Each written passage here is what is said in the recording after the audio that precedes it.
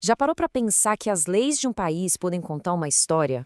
Parece uma coisa meio complicada, né? Mas a lei de contratos da China é exatamente isso. É como se fosse um verdadeiro mapa que revela os segredos da sua ascensão econômica e a forma, assim, bem única que os chineses têm de ver o mundo. Bora decifrar esse mapa? Bom, como vai ser essa nossa jornada? Primeiro, a gente vai entender a ideia central que modernizou a lei chinesa. Depois, vamos dar uma olhada em como eles criaram uma espécie de mix jurídico global. Aí, a gente mergulha num conceito-chave, a defesa da execução. E para fechar, vamos descobrir como tudo isso é um reflexo da cultura e da mentalidade chinesa. Tudo pronto? Então vamos lá. Tudo começou com uma ideia bem poderosa. Em 1999, a China não fez só uma atualização nas suas leis de contrato, não. Foi uma revolução, uma reinvenção completa para se conectar com o resto do mundo. Mas o que estava por trás dessa mudança tão radical? Pode acreditar, a resposta está em duas palavrinhas: Ji-Gi. Esse lema foi o motor por trás de uma das maiores reformas jurídicas do século XXI. Mas o que isso quer dizer na prática? Vamos descobrir agora mesmo. Jiegui significa, ao pé da letra, conectar os trilhos. Pensa comigo, a China estava construindo um motor econômico super potente, mas precisava que os trilhos desse motor fossem compatíveis com o resto do mundo, sabe? Para que os seus trens de negócios pudessem rodar livremente por aí. A lei de contratos foi a maneira de construir esses trilhos, alinhando o país com as regras do jogo do comércio global. Ok, mas como é que a China fez isso acontecer? Eles não reinventaram a roda.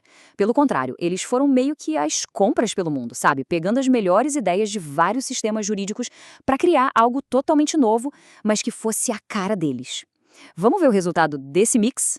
Olha só que exemplo perfeito dessa mistura. No Japão, para pedir uma indenização, tem que provar que a outra parte foi negligente, o que pode ser um processo, nossa, super longo e complicado.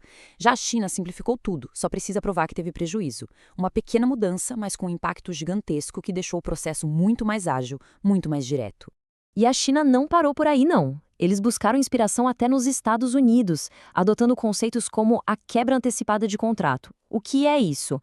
Significa que, se uma parte já deixa claro que não vai cumprir o acordo, a outra já pode se mexer legalmente mesmo antes do prazo acabar. É uma baita ferramenta de proteção que não existe, por exemplo, na Alemanha ou no Japão.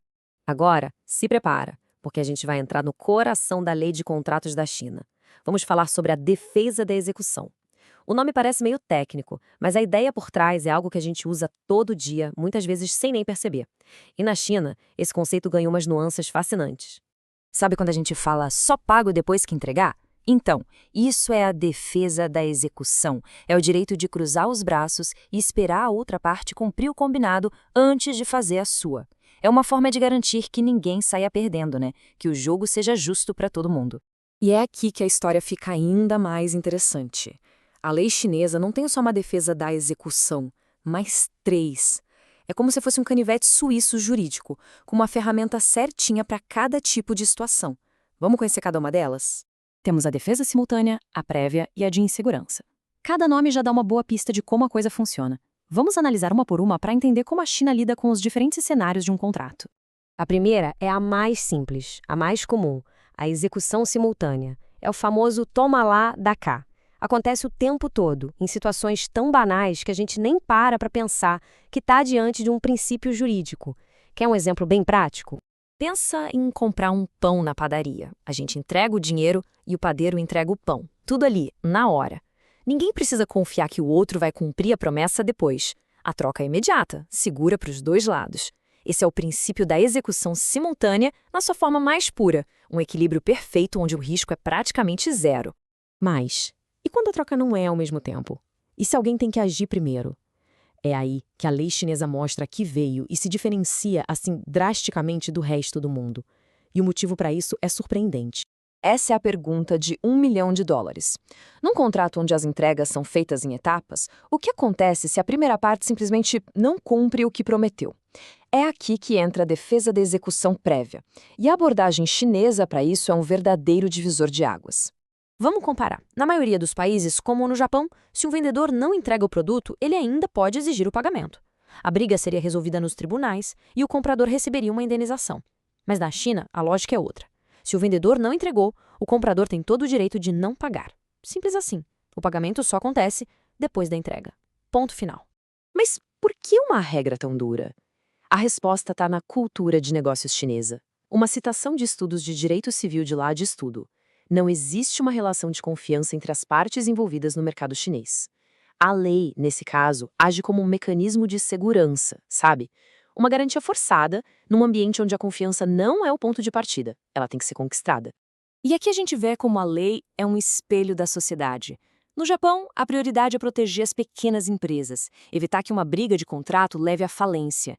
Já na China, o foco é outro: dar ao comprador uma arma poderosa para se proteger em um mercado onde a desconfiança é a regra. Duas culturas, duas leis, duas visões de mundo. Então, o que a gente aprende com tudo isso é que as leis de um país não são só um monte de regras chatas num papel. Elas são um reflexo vivo de uma sociedade. Elas contam histórias sobre as batalhas, os medos e os valores mais profundos de um povo. E para fechar, uma citação da nossa fonte que resume perfeitamente essa ideia. A lei de cada país reflete seu contexto, características culturais e diferenças na estrutura social. A lei de contratos da China é a prova viva disso. E isso nos leva a uma última reflexão. A lei de contratos da China nos mostrou uma nação em transformação, construindo proteções num cenário de baixa confiança. E quanto às leis do nosso país? O que as regras que governam os nossos acordos do dia a dia revelam sobre a nossa sociedade?